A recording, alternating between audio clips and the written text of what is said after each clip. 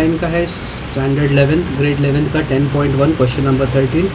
इसमें बताया गया है कि 3 पॉइंट्स, अगर 3 पॉइंट्स है जो एक ही स्ट्रेट लाइन पे लाई कर रहे हैं। देखो एक मान लो यहाँ पर है h,0, दूसरा है सपोज़ a, b और दूसरा है सपोज 0, k। अगर तीनों एक ही लाइन पे है तो इसका स्लोप, यानी ये जो पॉइंट है सपोज़ ये a है, ये b है और ये c है, ए बी का slope should be equal to b c का स्लोप, बिकॉज एक स्ट्रेट लाइन का स्लोप जो होता है वो सेम होता है। ठीक है, तो इस प्रॉपर्टी को ध्यान में रखते हुए हम इसको सॉल्व करेंगे। हम ऐसा मान लेंगे कि लेट अस कंसीडर दैट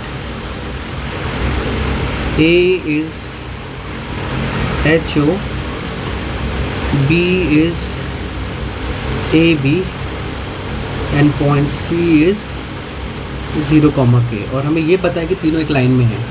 तो इसका मतलब है कि हमारा जो स्लोप रहेगा, देयरफॉर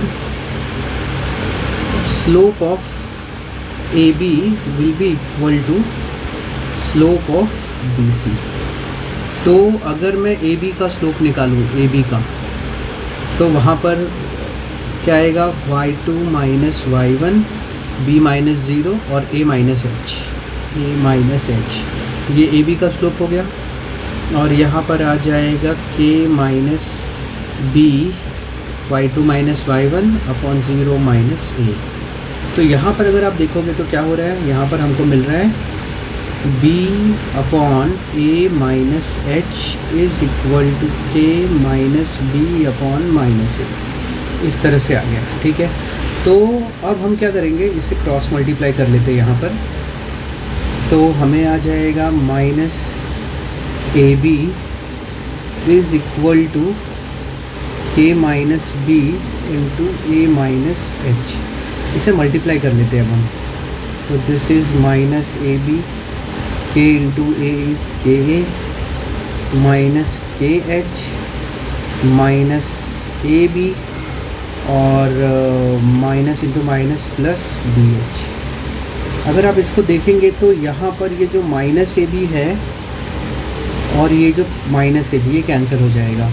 अब मेरे पास क्या बच रहा है, अब मेरे पास बचा हुआ जो है that is k a minus k H plus B H और इज़ इक्वल टू 0। इतना मेरे पास बचा हुआ है। ठीक है, तो हम यहाँ से क्या करते हैं, के ए, ये देखो यहाँ से मैं यहाँ पे सॉल्व कर रहा हूँ अभी, K A plus B H is equal to K H को अपोजिट साइड में लेके उसको हम पॉजिटिव कर देंगे। ठीक है, इस तरह से हम कर सकते हैं। ओके, अब हम क्या करते हैं, डिवाइडिंग थ्रू आउट बाई के एच कर देते हैं। डिवाइडिंग थ्रू आउट बाई के एच, यहाँ पे लिख देते हैं हम लोग डिवाइडिंग थ्रू आउट बाई के एच।